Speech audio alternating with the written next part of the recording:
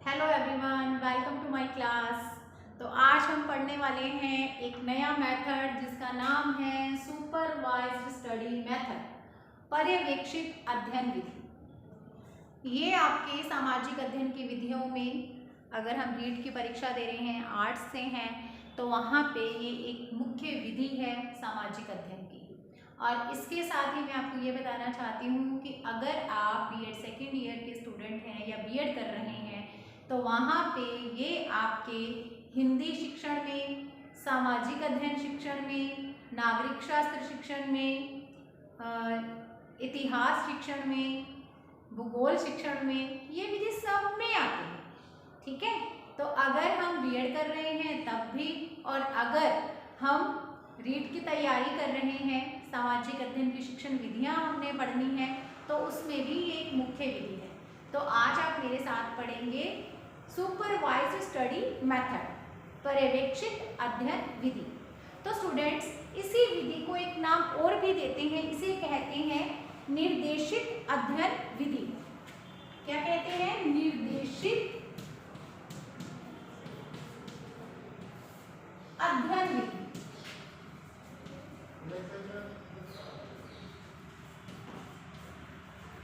ठीक है, ये भी कहा जाता है। इसके अलावा इसे कहा जाता है निर्देशित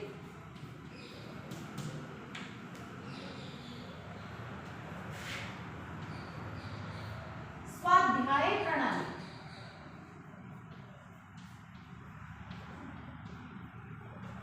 ठीक है, तो हमें इसके नाम भी पता होने चाहिए, क्योंकि एग्जाम में कोई भी नाम आ सकता है। तो इस तरह से इसके दो और नाम हैं, ये भी आपको पता होने चाहिए। अब आपको मैं ये बताती हूँ कि इसे पर्यवेक्षित अध्ययन विधि क्यों कहते हैं या इसमें क्या किया जाता है। अब हम इसके कॉन्सेप्ट की बात कर रहे हैं स्टूडेंट्स। तो देखिए, ये पर्यवेक्षित अध्ययन विधि, इसमें एक शब्द है पर्यवेक्षित, जिसका मतलब है पर्यवेक्षण करना। ठीक है, पर्यवेक्षण करना क्या होता है? सुपरविजन करना। पर्यवेक्षण से ही पर्यवेक्षित शब्द बना। पर्यवेक्षण करना आप कह सकते हो कि किसी चीज को ऑब्जर्व करना। ठीक है, किसी चीज का अवलोकन करना, ऑब्जर्व करना, या किसी चीज को सुपरविजन करना, देख रेख करना, कुछ भी हो सकता है। कुछ ऐसा सा सिमिलर सा मीनिंग आता है हमारे सामने। ठीक है, तो यहाँ पे देख रेख करने का काम, अवलोकन करने का काम या ऑब्जर्व करने का काम, सुपरविजन का काम कौन करेगा कक्षा में? क्या बच्चे ये काम करेंगे? नहीं, ये काम करेगा शिक्षक। अगर शिक्षक सुपरविजन का काम कर रहा है, अगर शिक्षक देखरेख का काम कर रहा है, अगर शिक्षक ऑब्जर्वेशन या अवलोकन का काम कर रहा है, तो फिर शिक्षण का काम कौन करेगा? बच्चे कैसे सीखेंगे? तो बच्चे सीखेंगे अपने आप। ठीक है, अपने आप सीखेंगे। और इसी का ही नाम मैंने बताया निर्देशित अध्ययन विधि। मतलब क्या हुआ कि इसमें अध्यापक को, शिक्षक को, टीचर को क्या करना है? पर्यवेक्षण करने के साथ साथ निर्देशन भी देना है। समझ में आ गई होगी बात? ठीक है, अगर इतना समझ में आ गया है तब आगे सुनिए। इसमें इस विधि का जब प्रयोग किया जाता है तो उसमें अध्यापक क्या करता है कि विषय वस्तु के संबंध में बच्चों को जानकारी दे देता है, विवेचना कर देता है, टॉपिक बता देता है, लेकिन काम कौन करेगा? तो बच्चे करेंगे काम। ठीक है, यानी विषय वस्तु से, कंटेंट से बच्चे को हमने परिचित करा दिया है, लेकिन जो काम करेंगे वो है स्टूडेंट्स।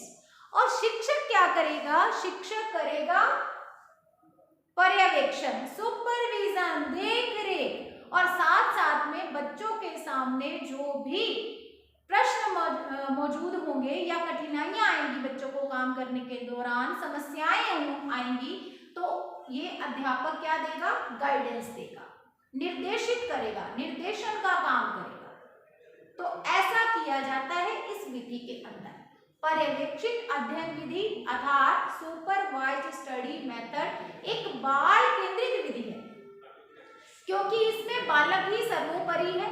काम जो है वो सारा का सारा बालक के द्वारा किया जाना है, इसलिए हम कहते हैं इसे बाल और बाल केंद्रित विधि होने के साथ साथ फिर ये क्या हो जाएगी, ये हो जाएगी मनोवैज्ञानिक विधि। ठीक है, तो इसके साथ ही जो अध्यापक ने काम करना है, अवलोकन के साथ, देख रेख के साथ, सुपरविजन के साथ वो करना है, एक गाइडेंस की भूमिका निभानी है, बच्चों को निर्देशित करना है। उम्मीद है आपको इसका कॉन्सेप्ट समझ में आ गया होगा। अभी आगे बढ़ेंगे, डेफिनेशंस करेंगे तो और भी अच्छे से ये विधि आपको समझ में आ जाएगी। और बार बार कह रही हूँ, बहुत ही इंपॉर्टेंट मेथड है, सभी सब्जेक्ट में ये मेथड यूज होता है, इसलिए आप इसको अच्छे से पढ़ें। रीड में इससे संबंधित प्रश्न हमेशा आता भी है और अब भी आएगा। ठीक है, चलिए अब हम इसकी करने जा रहे हैं डेफिनेशन। तो सबसे पहली डेफिनेशन है बाइंडिंग एंड बाइंडिंग के अनुसार।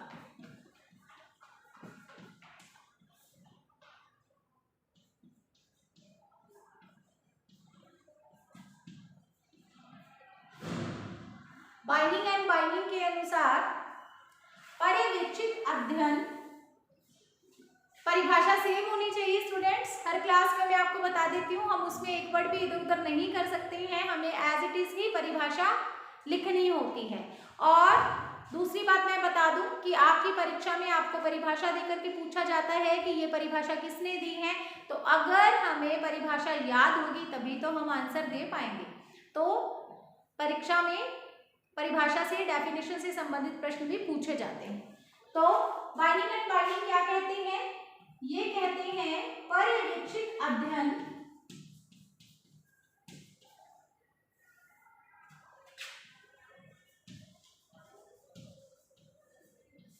पर्यवेक्षित अध्ययन से हमारा आशय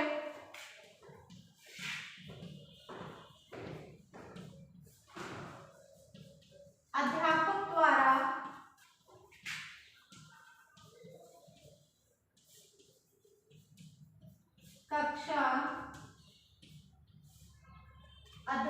द्वारा कक्षा अथवा विद्यार्थियों के समूह का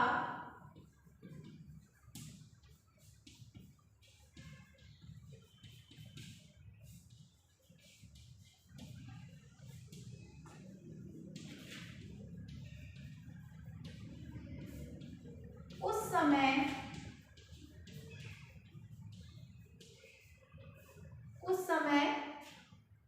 निरीक्षण करने से है, उस समय निरीक्षण करने से है, जबकि वे अपनी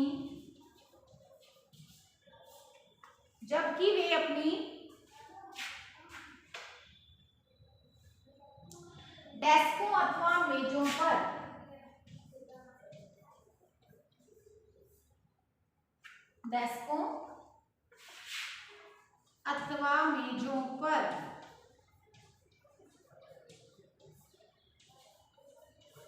मेजों पर कार्य करने में संलग्न रहते हैं, कार्य करने में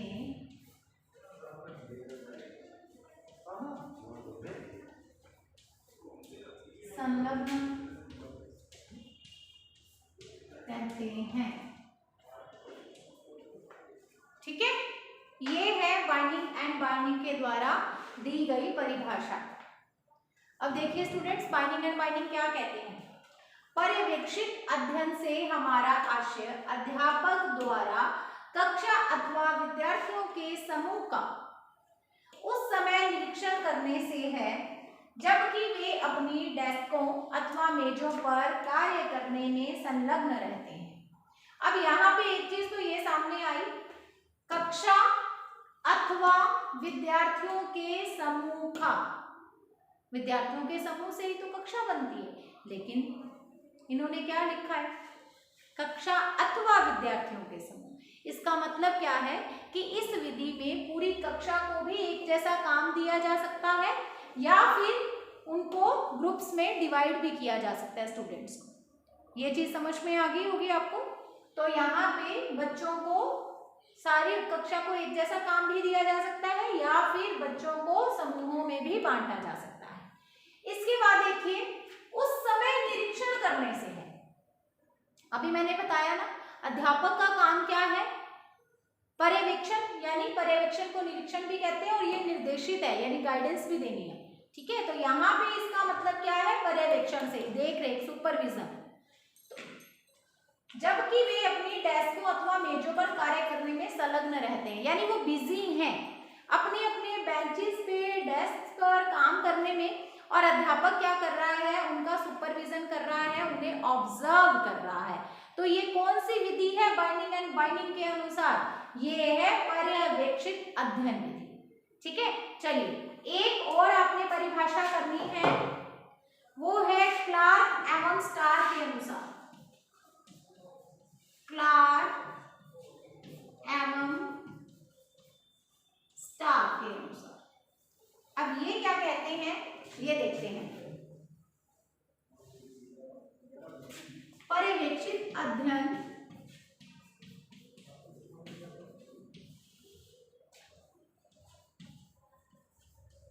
विद्यार्थी का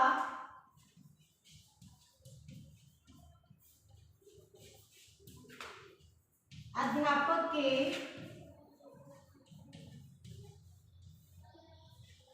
मार्गदर्शन में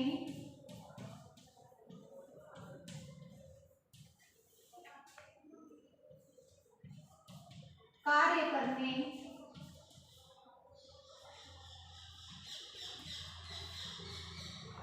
करने तथा अध्यापक को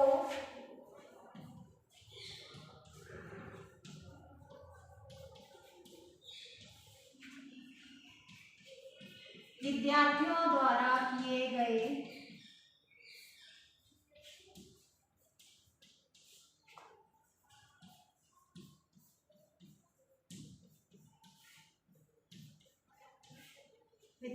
द्वारा किए गए अध्ययन कार्य को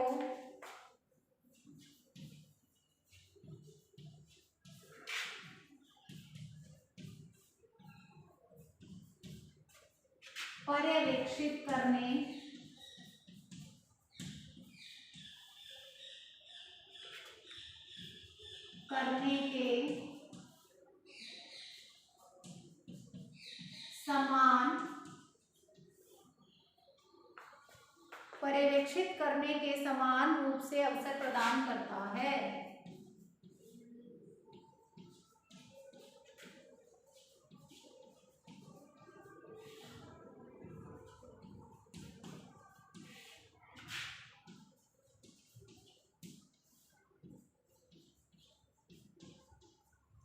ये हो गई है क्लार्क एवं स्टार के अनुसार दी गई परिभाषा, पर्यवेक्षित अध्ययन विधि। देखिए स्टूडेंट्स, मैंने आपके सामने इसको लिखा ना, तो आप भी क्या किया करिए, लिख करके याद किया। जब हम लिखते हैं ना तो वो चीज़ हमें साथ के साथ याद हो जाती है, क्योंकि जब हम लिखते हैं तो इसका मतलब जैसे सुन करके लिख रहे हैं या देख करके लिख रहे हैं, तो यहाँ मानसिक प्रक्रिया तो चल ही रही है ना, तो इससे क्या होता है कि हमें वो चीज़ साथ के साथ याद भी हो जाती है, याद होने में बहुत ही आसानी हो जाती है। तो इसलिए आप भी क्या करें, इसे लिखें। अब देखिए क्लार्क और स्टार क्या कहते हैं इसके बारे में, तो ये कहते हैं, और यहाँ पे ना क्लार्क है। अब देखो जब मैंने बोला था तो मेरे जो मुंह से शब्द निकले वो क्लार्क निकला ना, तो लिखने में मिस्टेक हो गई है, लेकिन जब हमें कोई चीज़ अच्छी से याद हो जाती है तो फिर हमें वो मिस्टेक भी पकड़ में आ जाती है। क्लार्क है यहाँ पे, ठीक है। क्लार्क एवं स्टार के अनुसार पर्यवेक्षित अध्ययन विद्यार्थी का अध्यापक के मार्गदर्शन में कार्य करने तथा अध्यापक को विद्यार्थियों द्वारा किए गए अध्ययन कार्य को पर्यवेक्षित करने के समान रूप से अवसर प्रदान करता है। तो क्लार्क एवं स्टार क्या कहते हैं पर्यवेक्षित अध्ययन के बारे में, कि ये कहते हैं कि ये विद्यार्थी को अध्यापक के मार्गदर्शन में कार्य करने का अवसर प्रदान करता है। पर्यवेक्षित अध्ययन के द्वारा अध्यापक के मार्गदर्शन में विद्यार्थी अपना काम करता है, यानी वही बात जो मैंने आपको पहले इसके कॉन्सेप्ट में बताई है कि इसमें अध्यापक का काम पर्यवेक्षण का या फिर निर्देशन का ही होता है, वही बात यहाँ पे आई है। तो उसे मौका मिलता है अपने अध्यापक की गाइडेंस में, निर्देशन में काम करने का, उसके मार्गदर्शन में काम करने का, और अध्यापक को विद्यार्थियों द्वारा किए गए अध्ययन कार्य को पर्यवेक्षित करने के। अध्यापक को क्या मौका मिलता है, क्या अवसर मिलता है? तो उसे मौका मिलता है कि जो उसके विद्यार्थी के द्वारा काम किया गया है उसको वो क्या कर सके, पर्यवेक्षित कर सके, उसको वो चेक कर सके, उसका वो सुपरविजन कर सके। ठीक है, इस तरह से ये दोनों अवसर प्रदान करता है पर्यवेक्षित अध्ययन। तो ये है क्लार्क एवं स्टार के अनुसार दी गई परिभाषा। तो यहाँ पे ये दोनों ही परिभाषाएं बहुत ही इंपॉर्टेंट हैं, बहुत इंपॉर्टेंट है। इवन यहाँ तक कि ये परीक्षा में आई हुई है ये परिभाषा, बाइंडिंग एंड बाइंडिंग। तो आपने दोनों ही परिभाषाओं को बहुत ही अच्छे से याद कर लेना है, क्योंकि मैं पहले भी आपको बताती हूँ कि आप क्या किया करिए। अगर आप रीड के लिए तैयार कर रहे हो कि परिभाषा देके पूछा जाएगा कि कौन किसकी परिभाषा है, तो आप क्या करें, कुछ वर्ड्स याद कर लिया करो।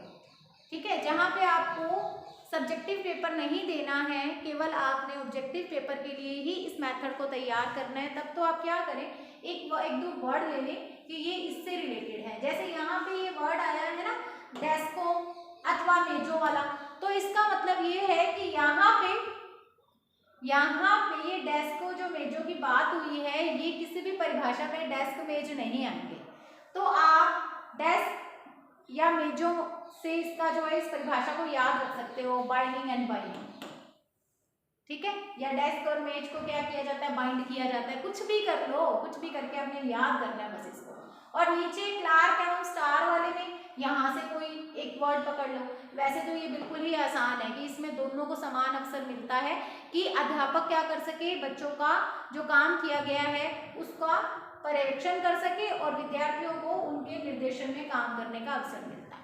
ठीक है, तो इस तरह से ये हैं परिभाषाएं। अब हम पढ़ने जा रहे हैं इसकी विशेषताओं को। स्टूडेंट्स, अब आपके सामने है विशेषताएं, पर्यवेक्षित अध्ययन विधि, सुपरवाइज्ड स्टडी मेथड की विशेषताएं। तो चलिए इसे पढ़ते हैं। पाठ्य वस्तु का गहनता से अध्ययन करने में सहायक। तो इसमें क्या किया जाता है, इस विधि की ये विशेषता है कि इसमें मैंने कॉन्सेप्ट में आपको बताया है कि अध्यापक क्या करता है, विद्यार्थियों को विषय वस्तु की विवेचना कर देता है या उसके बारे में बता देता है, फिर संपूर्ण कार्य बच्चों के द्वारा किया जाता है। तो यहाँ पे पाठ्य वस्तु की जो है गहनता से बच्चे को अवसर मिलता है उसका अध्ययन करने का। ठीक है, केवल टॉपिक के बारे में अध्यापक बताएगा और अध्ययन करने का काम, क्योंकि इसका नाम ही क्या है, पर्यवेक्षित अध्ययन विधि, सुपरवाइज्ड स्टडी मेथड। मतलब अध्यापक को केवल सुपरविजन करना है, स्टडी का काम, अध्ययन का काम किसका है, बच्चे का है। तो यहाँ पे पाठ्य वस्तु को गहनता से जांचने का अवसर मिलता है, परिचित होने का उससे अवसर मिलता है बच्चों को। बच्चे अच्छे से जो भी टॉपिक होता है उसमें अध्ययन के द्वारा अच्छे से उसका जो ज्ञान है उसको ग्रहण कर लेते हैं। तो और दूसरी बात यह है कि ऐसे भी नहीं है बच्चों को स्वतंत्रता पूर्वक छोड़ दिया गया है, टॉपिक बता दिया कि आप अपने तरीके से काम कीजिए, नहीं। अध्यापक क्या कर रहा है, निरीक्षण का कार्य कर रहा है, पर्यवेक्षण का कार्य कर रहा है। तो इससे क्या होगा कि बच्चों पर कहीं ना कहीं अनुशासन में रहने का उन पर एक दबाव होगा और वो क्या करेंगे, उस काम को अच्छे से करेंगे। उन्हें फ्रीली नहीं छोड़ा गया है यहाँ पे, बल्कि टॉपिक बता दिया गया है और अध्ययन करने का काम बच्चे कर रहे हैं। दूसरा देखिए, पुस्तकालय एवं प्रयोगशाला में कार्य करने के अधिकाधिक अवसर। बच्चे को इस मेथड के दौरान पुस्तकालय जाना होगा ना, क्योंकि आपने एज अ टीचर उसको क्या किया है, केवल टॉपिक बताया। अब पूरा का पूरा जो आगे का उसका अध्ययन है उससे रिलेटेड जो भी मैटर कलेक्शन करना है, जो भी अध्ययन करना है, वो तो बालक को करना है ना। तो इसके लिए बालक को वो मैटर या वो टॉपिक से संबंधित जानकारी ढूंढनी पड़ेगी। अब ढूंढनी पड़ेगी तो इसका मतलब उसको हो सकता है, अब डिपेंड किस पे करता है, डिपेंड ये करता है कि वो किस टॉपिक, किस सब्जेक्ट से संबंधित अध्ययन कर रहा है। अगर वो आर्ट्स वगैरह के कुछ सब्जेक्ट पढ़ रहा है तो उसको क्या करना होगा, फिर तो उसको पुस्तकालय जाना पड़ेगा। और अगर साइंस में आप इस मेथड का यूज कर रहे हैं तब आप उसको प्रयोगशाला में लेकर के जाएंगे या उसको ये अवसर मिलेगा कि वो प्रयोगशाला में इसको जाकर के करके देखे। तो इस तरह से बच्चे को कक्षा से बाहर निकलने का मौका मिलता है। कक्षा से बाहर निकल के अपने आप से पुस्तकालय या प्रयोगशाला में कार्य करने के अवसर मिलते हैं इस मेथड में। विद्यार्थी की आवश्यकता अनुसार अध्ययन का अवसर। अब विद्यार्थी को जितना सीखना है, जितनी उसकी आवश्यकता है, जितना उसको जानना है, वो अपने अनुसार अध्ययन कर सकता है। जब आप कक्षा में शिक्षण कराते हो तो आप तो सबको एक जैसा बताते हो ना, शुरू से लेकर के अंत तक आप तो ये माइंड में लेकर के चलते हो कि आपने सब कुछ बताना है, चाहे फिर उससे संबंधित किसी को पहले से पता हो तो पता हो। तो यहाँ पे जो बालक जिस भी श्रेणी का, जिस भी बुद्धि का है, अगर वो प्रतिभाशाली बालक है तो उसको ज्यादा डिटेल में जाने की जरूरत नहीं होगी, या छोटी छोटी चीजों को, बेसिक्स को पढ़ने की जरूरत नहीं होगी, बल्कि वो पॉइंट टू पॉइंट पढ़ेगा।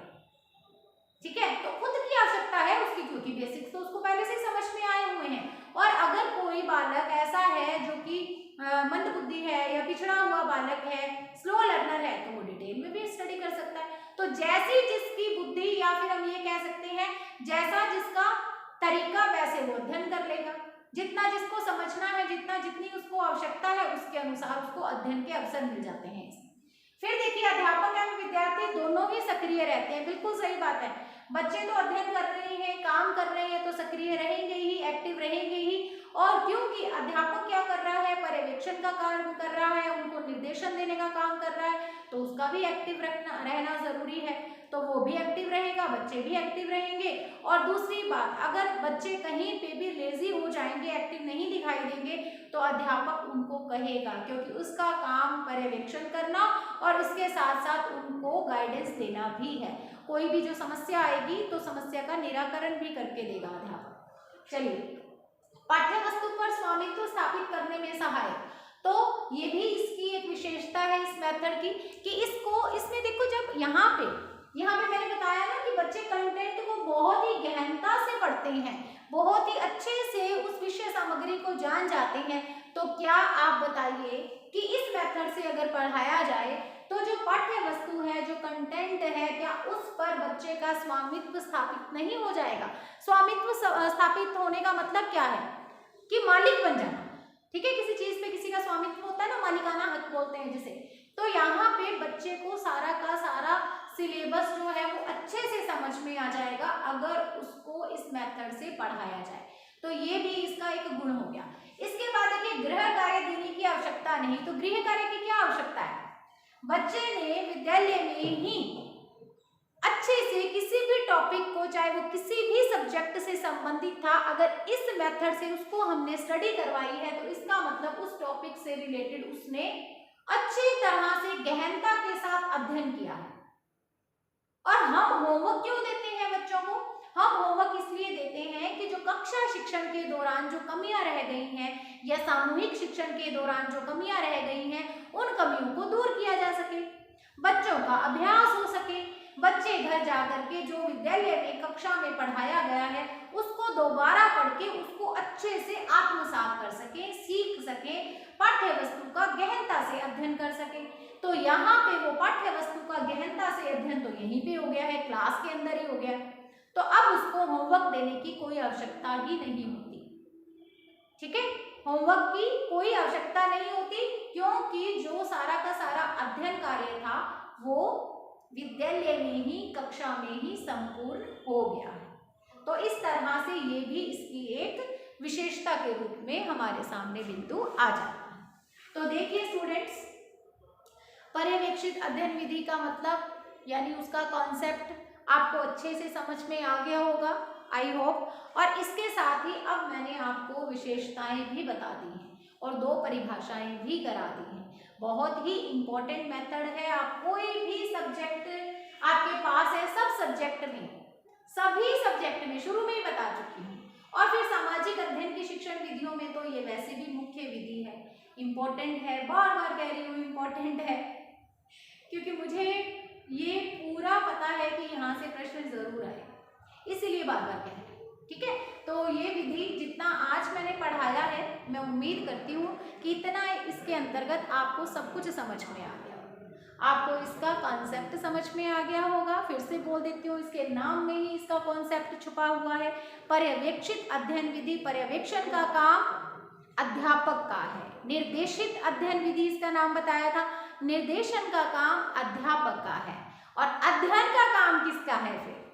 पर्यवेक्षण और निर्देशन, ये तो अध्यापक का, तो अध्ययन का काम है बच्चों का। तो बच्चे काम करेंगे, अध्यापक पर्यवेक्षण करेगा और अगर उन्हें कोई कठिनाई आती है तो उनको गाइड करेगा, उनको निर्देशन प्रदान करेगा। ये है सुपरवाइज स्टडी मेथड।